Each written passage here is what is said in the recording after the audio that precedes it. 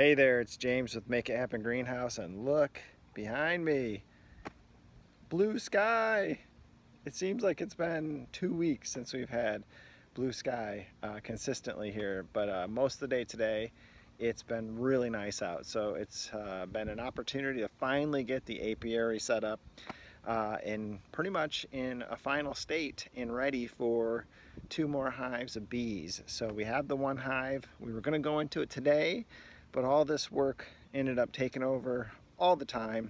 So instead, we were able to get the apiary set up. So I'll give you a quick tour of that, and then tomorrow we'll go take a look at our Constance hive, hive number 1, and we'll see how they're doing and just make an assessment. And I'm curious to see if there's an opportunity soon to make a split. Haven't done that. Watched a lot of YouTube videos and other stuff related to making splits, and it's either buy bees, get a swarm, or make a split. I think those are the 3 options. So would like to get these other hives going, and we are at the end of May, and I'm thinking that if we get much into June, the new hives wouldn't have time to get established. So that's the kind of the burning platform here that we need to get in front of. So anyway, let me turn the camera around and show you around the new apiary. Go. But hey, let's talk about the apiary. So here we are. So let me just come in here and show you what we have going. So if you remember, we used to just have the one hive in the back over there. And now you can see we have 3 hives and a bee work table. So was able to build that over the last couple days and put that together from scrap wood we had laying around. Not a lick of anything new was purchased. So we have some other stuff going on here. So the plan is if you look here, we have the mulch walk path that basically lets you walk around in a circle. You can see that. And you can check out the plants and all that stuff. And then the idea is that we will leave the middle area where you see the grass now just be itself. We'll just let that grass go. We won't mow it or anything like that, but keep a barrier between that grass and the hives themselves with the mulch. So I'll just walk out here and show you what we have going. So here's a cottonwood tree that those things grow like crazy out here, so that's going to eventually get big. Maybe provide a little shade if you want to sit out here and just kind of enjoy the bees. But here's the work table. So this was something that I saw online. Somebody had created a design similar to this. Theirs was foldable and portable and all that, and I figured I don't really have the skill to do that kind of craftsmanship, but I did have a bunch of spare wood laying around, and I thought, wow, what a great idea to have a space to be able to, drop boxes or set boxes.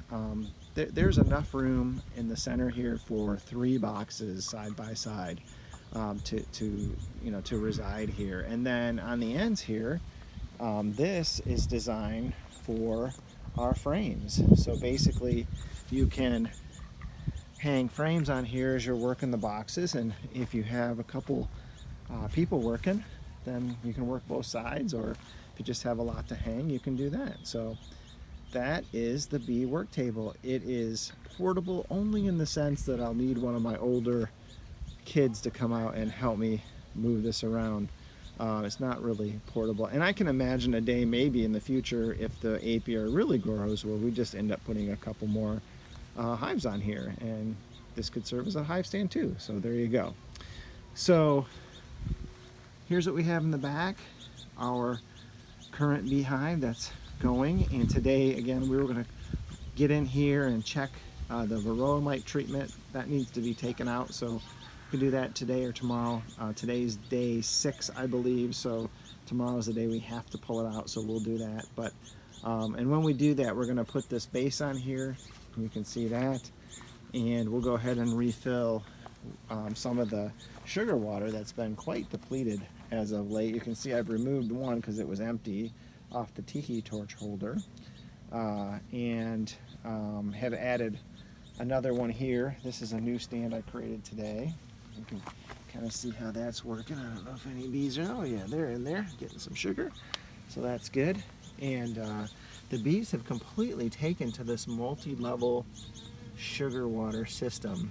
So they go to all levels of the sugar water and get it and bring it back into the hive.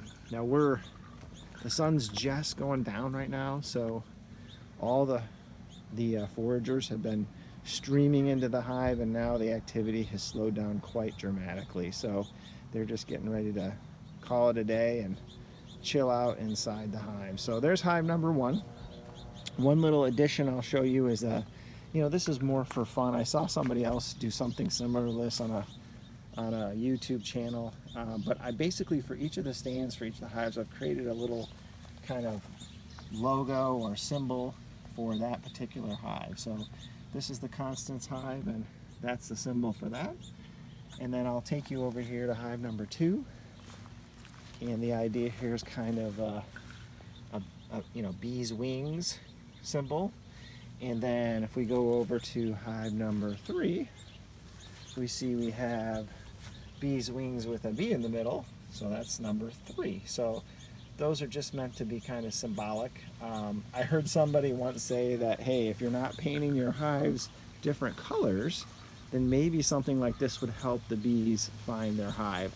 I think that has a lot more to do with queen pheromones than any symbol or even the color you paint your boxes, but who am I to say? I'm new to this. So you might also notice we have a couple of new additions here. So this is a new feeder tray that I've added, and I've just been kind of testing that out today just to see if they hold up. So I'll leave this out here for a couple days fully loaded and see if the stand works, if it gets blown over or anything like that. But basically it's just 2 pieces of picket wood that's cut, and then some small strips put in between, holes cut for the mason jars to sit in, and then it just sits on a bamboo stand here. So we'll see if that works. And it's very similar over here to this one, hive number 2.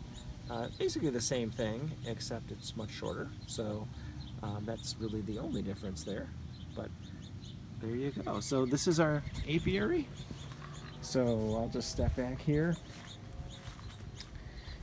and just give you kind of a full view of what it looks like. So greenhouse over here. We have some new apple trees we planted. 1, 2, 3 there, and a 4th in between the 2 hives in the back.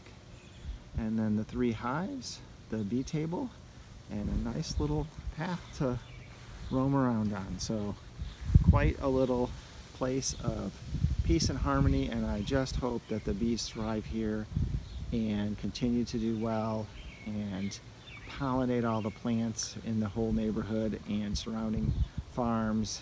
And if we get honey, that's great. That's not really the reason I'm doing this.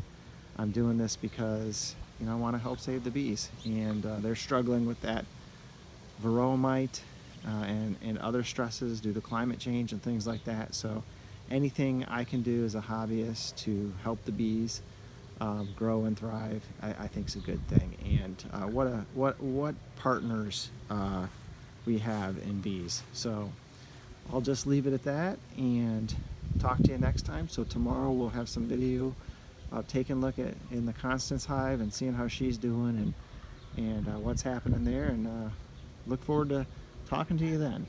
Have a good one.